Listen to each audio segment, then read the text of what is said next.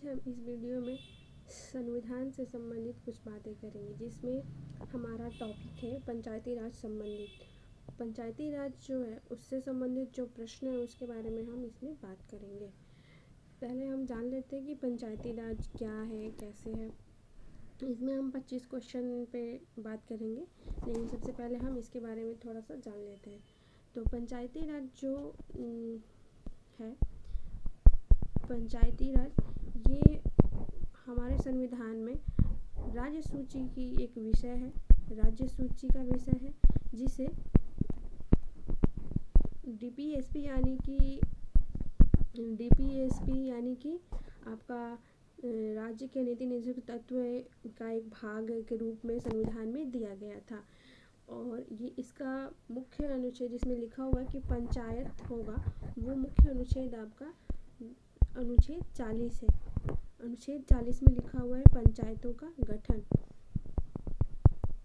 और फिर इसको पहले ये संवैधानिक रूप नहीं था इसका, इसके संविधान में इसको संवैधानिक रूप लाने के लिए संविधान संशोधन किया गया, जिसके लिए कई सारे प्रक्रियाओं से गुजरना पड़ा, काफ़ी मुश्किलें आई। जैसे कि सबसे पहले जब इस पे बलवंत राय मेहता समिति का गठन किया गया था, जिसमें ये पंचायतों का गठन के बारे में और पंचायत से संबंधित पंचायतों का संरचना कैसा होगा उसके बारे में बात किया गया था सर्वप्रथम। उसके बाद पंचायत से संबंधित कुछ जो कि संवैधानिक संशोधन किसने कहा, तो इसके लिए एक समिति का गठन किया गया था। एलन सिंघवी समिति ने सर्वप्रथम संवैधानिक संशोधन और ये पंचायतों को संवैधानिक दर्जा देने के बारे में बात किया था। तो किसने बात किया था? तो एलन सिंघवी समिति ने 1986 में इसका गठन हुआ था, जिसके तहत संविधान पंचायतों को संवैधानिक दर्जा देने की बात की गई थी। लेकिन इसके लिए सबसे पहले 1976 में नहीं, 64वीं और 65वीं संविधान संशोधन लाया गया था, जिसके तहत स्थानीय स्वशासन है उसको संवैधानिक दर्जा देने के बारे में था। लेकिन वो लोकसभा में तो पारित हो गया था, राज्यसभा में पारित नहीं हो सका। जिसके बाद 1992 में 73वां संविधान संशोधन और 74वां संविधान संशोधन लाया गया, जिसके तहत 73वें में पंचायत राज से संबंधित और 74वें में नगर पालिका से संबंधित बातें की गई, बदलाव किया गया और इनको संवैधानिक दर्जा दिया गया। अब हम आते हैं अपने क्वेश्चन पे। उसमें जैसे 73वां संविधान संशोधन में कुछ चीज़ें जोड़ी गई, जैसे कि पहला आपका अनुच्छेद 273 में ए से लेकर के ओ तक जोड़ा गया पंचायतों के लिए। फिर एक अनुसूची जोड़ा गया, अनुसूची आपका होगा अनुसूची 11, और इसमें 29 विषय दिए गए पंचायतों के लिए। भाग जोड़ा गया, भाग 9 में आपका पंचायत से संबंधित बातें कही गई हैं। तो आगे आते हैं हम अपने क्वेश्चन पे। पहला क्वेश्चन है हमारा कि भारत के संविधान के किस अनुच्छेद में ग्राम सभा का प्रावधान किया गया है? तो ग्राम सभा का प्रावधान अनुच्छेद 243 में किया गया है। इसमें कहा गया है कि ग्राम सभा का गठन किया जाएगा। नेक्स्ट क्वेश्चन है हमारा, पंचायती राज व्यवस्था को संवैधानिक दर्जा किस संशोधन से दिया गया है? तो ये अभी हमने आपको बताया 73वां संविधान संशोधन। 73वां संविधान संशोधन ये कब हुआ था? तो 1992 में हुआ था। और ये किस कमेटी के सिफारिश पे इनका ये जो संरचना हुआ गठन किया गया था? तो ये था आपका थुंगन समिति। मूल रूप से जो थुंगन समिति था, थुंगन समिति के ही बेस पे ये 73वां संविधान संशोधन लाया गया था। लेकिन अगर हम देखें तो ये जो थे थुंगन समिति, इन्होंने बलवंत राय मेहता समिति का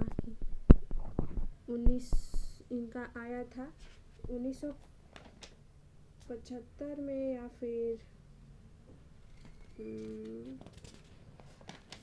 1957 में। 1957 में ये कमेटी आई थी और इन्होंने अपना 1958 में रिपोर्ट पेश किया, जिसके बाद इन्होंने कहा था कि बलवंत राय मेहता समिति ने कि त्रिस्तरीय गठन किया जाना चाहिए, पंचायतों का त्रिस्तरीय गठन होना चाहिए। तो उस मेनली ये बलवंत राय मेहता के ही हुआ था, लेकिन जब ये बिल लाया गया था 73वीं संविधान संशोधन, तो ये हमारा आया था थुंगन समिति के रिकमेंडेशन पे। नेक्स्ट है 73वां संविधान संशोधन कब लागू हुआ? तो ये लागू हुआ था आपका 24 अप्रैल 1993 को। ये 24 अप्रैल 1993 को लागू हुआ था। नेक्स्ट है पंचायती राज संविधान के किस भाग में है? तो पंचायती राज अभी मैंने आपको बताया था, पंचायती राज भाग 9 में। पंचायती राज से संबंधित विषय किस अनुसूची में है? तो अनुसूची 11 में। 11वीं अनुसूची जो है पंचायती राज से संबंधित है। नेक्स्ट है 11वीं अनुसूची में कुल कितने विषय हैं? 11वीं अनुसूची में विषय की बात कर रहे हैं तो आपका विषय 29 विषय है। नेक्स्ट है बिहार पंचायती राज अधिनियम 2006 किस बिहार पंचायती राज अधिनियम 2006 के अनुसार पंचायतों का कार्यकाल कितना वर्ष होता है? तो आपका ये है 5 वर्ष। इसका कुछ रूल भी है, जैसे कि पंचायतों का प्रत्येक वर्ष कितने साल में चुनाव होगा, तो ये 5 वर्षों में होता है। लेकिन अगर बीच में इसका विघटन हो जाता है पंचायतों का, अगर मुखिया का देहांत हो गया, जो बिहार में होता है, मुखिया होते हैं। यूपी में अगर हम देखेंगे तो वहाँ पर मुखिया ना करके उन्हें प्रधान कहा जाता है। थोड़ा सा स्ट्रक्चर चेंज हो जाता है, हर राज्य का अपना अपना है, क्योंकि ये राज्य सूची से संबंधित है, तो सारे राज्य अपने हिसाब से अपने राज्यों में रूल बनाए हुए हैं। तो उसी प्रकार बिहार में भी है, पंचायती राज अधिनियम 2006 लाया गया, जिसके तहत अभी वर्तमान में जो पंचायतों का संरचना है बिहार में, वो इसी अधिनियम के तहत चल रहा है। तो इसमें कहा गया है कि पंचायत यदि पंचायत 5 वर्ष के बीच में विघटित हो जाता है और चुनाव में 6 माह से कम का समय बचा हुआ है 5 वर्ष पूरा होने में, तो चुनाव नहीं कराया जाएगा। जो अभी संरचना बचा हुआ है उसी के थ्रू आगे कंटिन्यू किया जाएगा उसी के साथ, और 5 वर्ष पूरे होते ही चुनाव करवाया जाएगा। 6 माह से यदि कम बचा हुआ है, और यदि 6 माह से ज़्यादा है तो चुनाव करवाया जाएगा, लेकिन शेष टाइम के लिए ही। मतलब अगर 5 वर्ष है, उसमें यदि कोई पंचायत है वो अपना 4 वर्ष का कार्यकाल पूरा कर लिया है और उसके बाद उसमें विघटन हो जाता है, तो फिर यदि उसके बाद चुनाव करवाना है तो वो सिर्फ 1 साल के लिए ही, 1 वर्ष के लिए ही चुनाव करवाया जाएगा। ठीक है, तो ये ऐसा कुछ रूल है, आप लोगों को ये ध्यान देना होगा। नेक्स्ट है ग्राम पंचायत का निर्वाचित प्रमुख कौन होता है?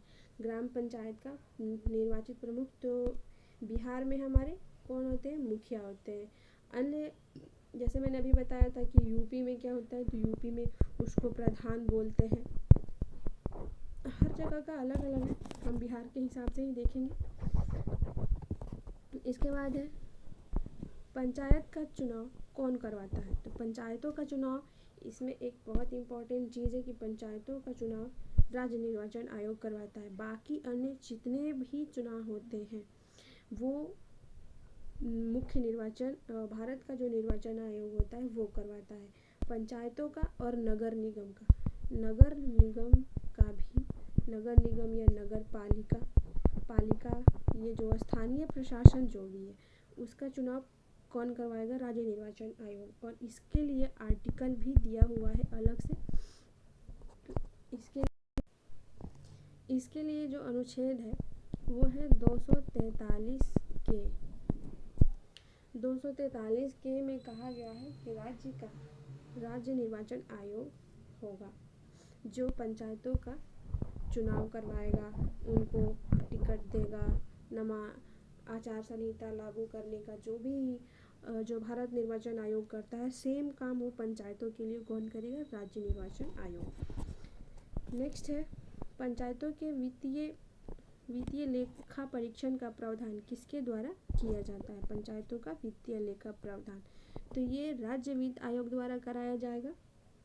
और राज्य वित्त आयोग का क्या इसका अनुच्छेद है? तो ये भी है 243 में ही जो भी ऐड किए गए हैं वो है 243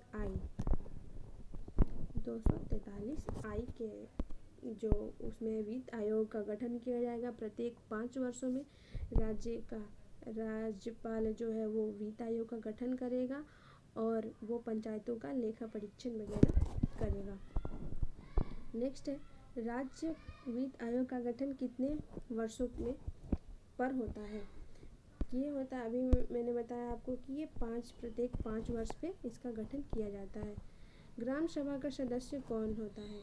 तो ग्राम सभा का सदस्य कौन होगा? तो उस ग्राम क्षेत्र में पंजीकृत मतदाता जो होते हैं वो सभी, यानी कि किसी भी ग्राम पंचायत में जो व्यक्ति 18 वर्ष का हो चुका है, उसका वोटर आईडी कार्ड में नाम आ चुका है, वो वोट देने जाता है, वो सभी ग्राम सभा के सदस्य होते हैं।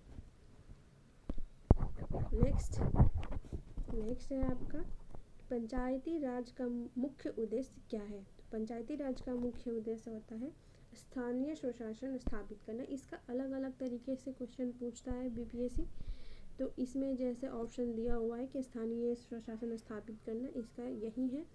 और कहीं कहीं लिखा रहता है विकेंद्रीकरण के लिए, फिर राज्य में राजनीति में ज़मीनी स्तर से भूमिका अदा करने के लिए, जनता का डायरेक्ट राजनीति से जुड़ने के लिए, ये सारे उद्देश्य हैं इसका। मुख्यतः विकेंद्रीकरण के लिए इसका उद्देश्य है ताकि लोग निम्न दूर दराज के क्षेत्र के भी लोग मुख्य धारा से जुड़ सके, वो राजनीति में पार्टिसिपेट करें, ये इसका मुख्य उद्देश्य होता है। पंचायती राज नेक्स्ट है पंचायती राज व्यवस्था का प्रथम स्तर कौन सा होता है? तो प्रथम स्तर आपका होगा ग्राम पंचायत। जैसे ये 3 स्टेज में होता है, मैंने आपको बताया था कि ये 3 स्टेज में होता है। फर्स्ट ऑफ ऑल ग्राम पंचायत, इसके बाद ब्लॉक स्तर पे होगा आपका पंचायत समिति ये, और हेड होगा आपका जिला परिषद। उसके बाद है नेक्स्ट पंचायत समिति का अध्यक्ष कहलाता है पंचायत समिति। अभी हम आ गए पंचायत समिति पे। अभी हमने ऊपर में पढ़ा था कि ग्राम पंचायत का मुखिया अध्यक्ष प्रधान कौन होता है? तो वो मुखिया होता है। और ग्राम समिति का कौन होगा? तो आपका ये होगा सरपंच।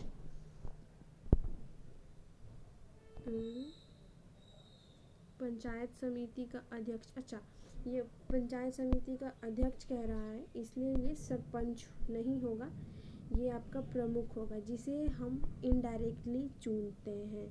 और वो जो सरपंच होते हैं वो बिहार पंचायत अधिनियम 2006 के तहत, सिर्फ ये बिहार में ही है सरपंच वाला जो चीज़ है, ये ग्राम न्यायालय के लिए होते हैं जिन्हें हम डायरेक्ट चुनते हैं और इन्हें हम अप्रत्यक्ष रूप से चुनते हैं।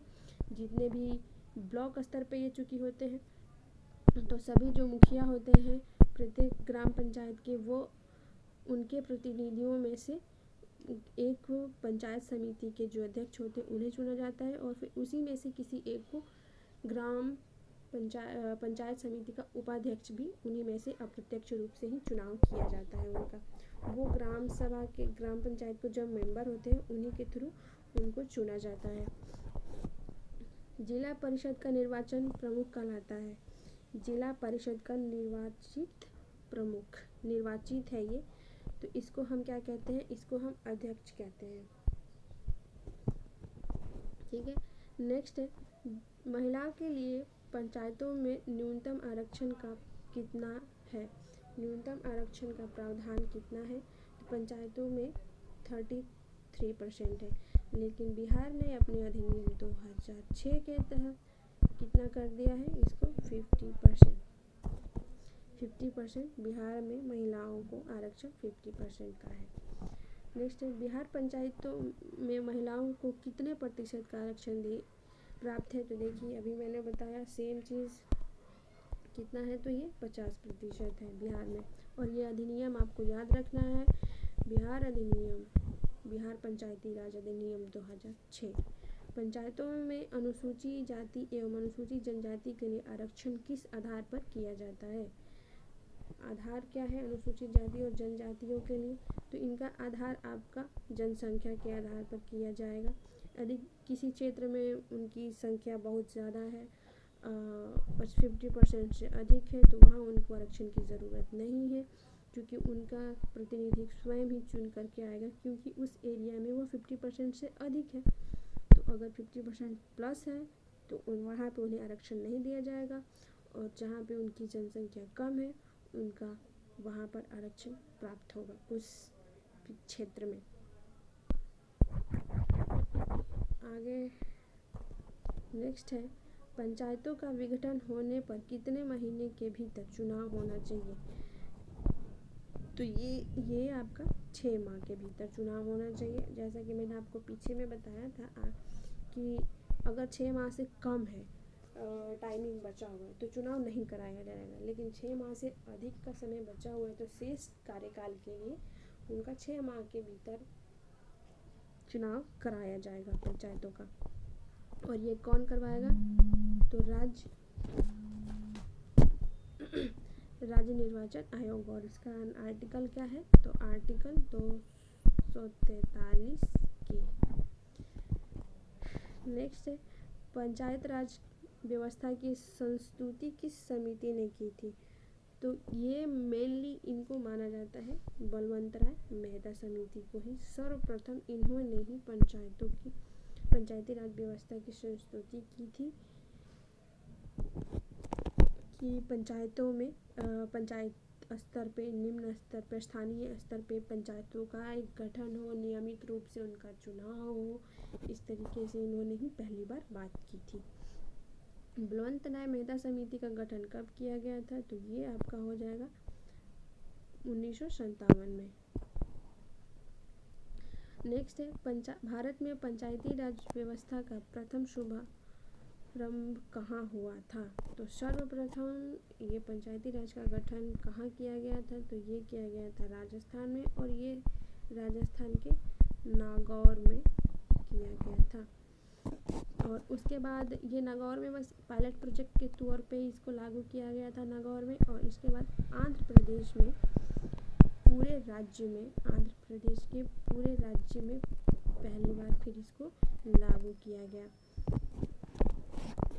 नेक्स्ट है क्वेश्चन नंबर 24, बिहार पंचायत राज अधिनियम किस वर्ष लागू किया गया? तो इसको लागू किया गया था 1993 में।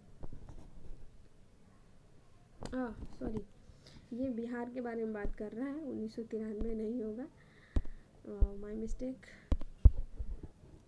बिहार पंचायत जो है 2006 में लागू हुआ था।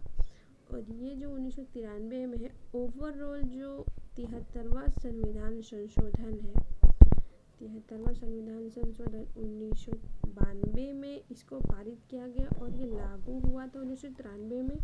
और ये 24 अप्रैल को लागू हुआ था, क्योंकि उसी दिन क्या मनाया जाता है? आपका पंचायती राज दिवस भी मनाया जाता है। पंचायती राज दिवस भी उसी दिन मनाया जाता है। किस दिन? 24 अप्रैल को, जिस दिन 73वां संविधान संशोधन लागू हुआ था। और ये जो बिहार की बात कर रहा है, तो बिहार में कब हुआ था? तो बिहार में 73वें संविधान संशोधन के प्रावधान के अनुसार 2006 में लागू किया गया था पंचायती राज अधिनियम 2006। नेक्स्ट क्वेश्चन है, ग्राम कचहरी का प्रधान कौन होता है? तो देखिए मैंने ऊपर में बताया ना, सरपंच जो होते हैं वो ग्राम कचहरी के प्रमुख होते हैं। ग्राम कचहरी के प्रमुख कौन होते हैं? तो सरपंच।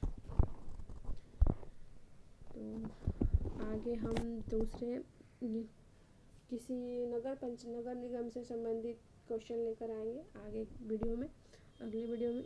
इसके पंचायती राज से संबंधित इतना 25 क्वेश्चन हमने सॉल्व किया। इसकी धन्यवाद।